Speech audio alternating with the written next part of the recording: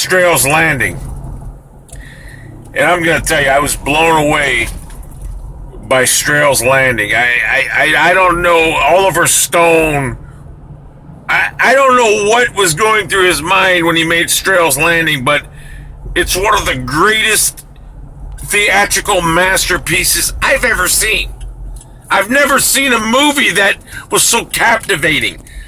So, STRAILS Landing, I gotta be honest with you, it's about a guy that wakes up knowing that he only has 16 minutes to live. And in this movie, that's why they call it STRAILS Landing, he only has 16 minutes to live, but it's weird because the movie takes place in 16 minutes, but it lasts an hour and a half long, and only Oliver Stone could pull out such a fucking feat.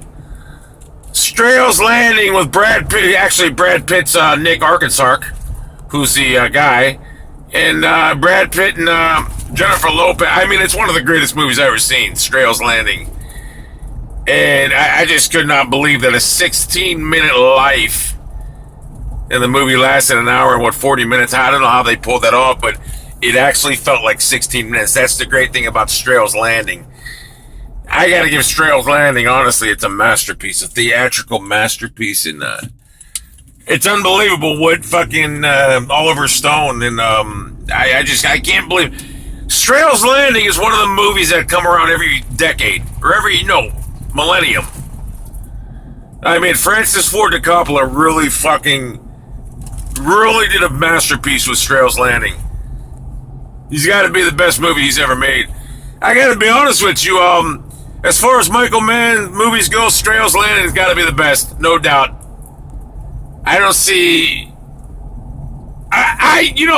Wes Craven's. You got Nightmare on Elm Street. I think STRAILS Landing's better. So this got to be Wes Craven's best movie ever. It's got to be. So if anyone watched the movie, when Brad Pitt found out at the last second that his head was going to explode on a swivel and fall down to the mousetrap and get caught, and then he woke up. Were you wondering? I didn't know how it was going to end. I didn't. So STRAILS ending or STRAILS Landing, whatever. STRAILS Landing, I got to give it a 9 or 10. I got to give STRAILS Landing a 10 because Gene Hackman was great in it, and David Mamet was one of me. If you ever seen David Mamet's screenplays before, STRAILS Landing got to be the best one he's ever had. So I gave it a 10. Kevin Costner, Angelina Jolie. It was just great. It was one of the greatest movies ever.